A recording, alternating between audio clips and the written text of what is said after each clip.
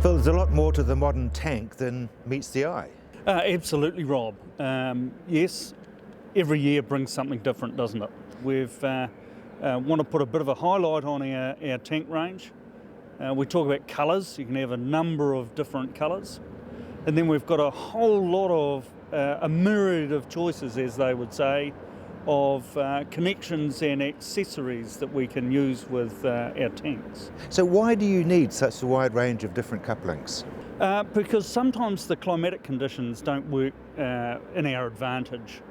For example, in situations where it's very cold or it gets cold during the winter months, which obviously is coming up soon, we would want to stop, for instance, the filling of the tank from freezing.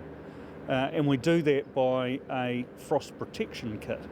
And what we do is we actually run the pipeline up the inside of the tank, and that then means that it doesn't get any colder than the water temperature in the tank, which for a 30,000 litre tank is going to take a lot of cold weather to cool that sufficiently for it to freeze. What about the indicators to let you know how much water or fluid is in the tank? Well, in our new tank, and in fact in our older 25,000 litre moulds, we've got positions where it's possible to mount tank indicators, and you've got a couple of manual versions which essentially they have a ball float on the top of a stainless steel rod, and then as the tank becomes more full, it rises into the air, so you can actually see that the tank is fully full. Or of course, if it's sitting down at the tank, you know that in fact it's approaching empty or in fact empty. Is there an electronic version or anything like that? Yes, absolutely. Smart Water have a very good unit which mounts on the top of the tank, has a pressure sensor that actually sits in the tank, which gives you readings dynamically down to wherever the house is, so long as it's line of sight generally. And it will tell you exactly how full that tank is. And of course that's important when you've got very expensive mobs of stock on properties. You really want to know that in fact they are sufficiently watered, because it's one of the issues, of course. Now of course many of the tanks, because of gravity feed, are placed at the top of a hill. What about tying them down for high winds? Absolutely, and you'll find in our big tanks that we've actually got really good strong tie down points, a number of them around the tank, where in fact you can tie them down to a ground anchor of some sort, maybe made from a waratah or something like that, just to stop the tank moving. And then of course you've got the option of a what we would describe as a fire reserve, but effectively it means that the tank is never empty. Unless you've actually got a fire requirement. So it would still have a couple of tons of water sitting in the bottom of it, so they become immobile.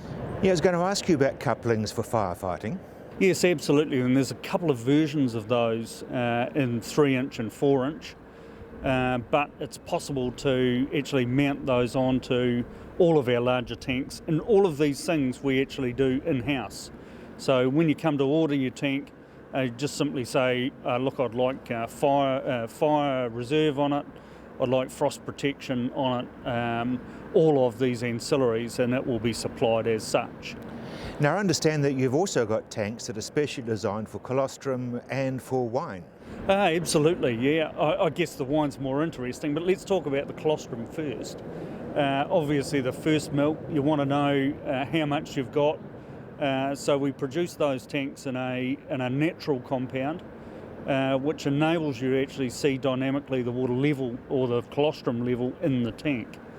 And they're certainly priced well in the market for everybody.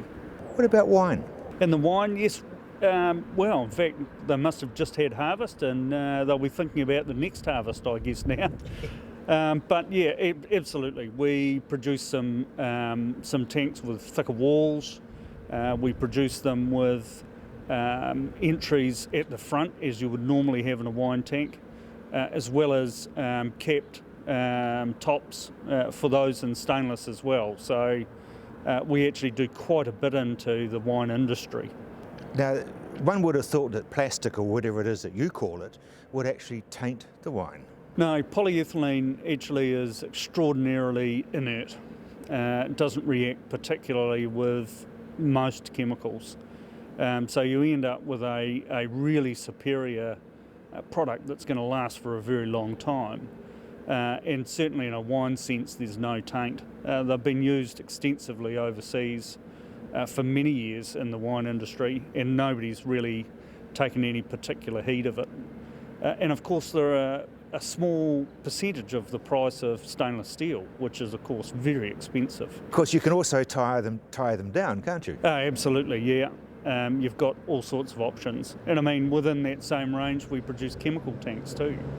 So for industrial sites where they're wanting to store some acids or some bases or other things, they'll be bundled with seismic restraints, so in fact they're bolted to the ground, and we use those same tie downs to actually achieve that.